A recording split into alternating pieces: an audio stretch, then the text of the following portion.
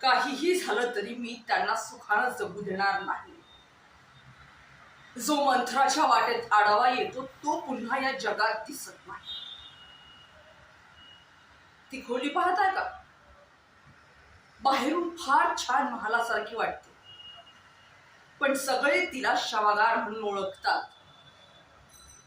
या गावात जो जो आमच्या विरोधात गेला त्याला आम्ही तिथे आणून गाडला.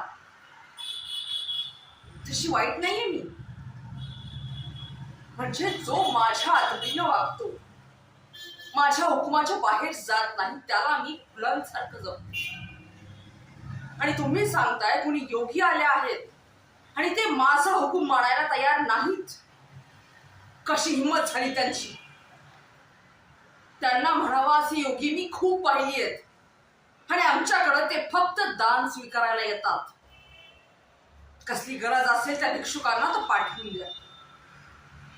मंथराचे गुलाम बनून राहिले ते तर आयुष्यभर सुखात राहतील.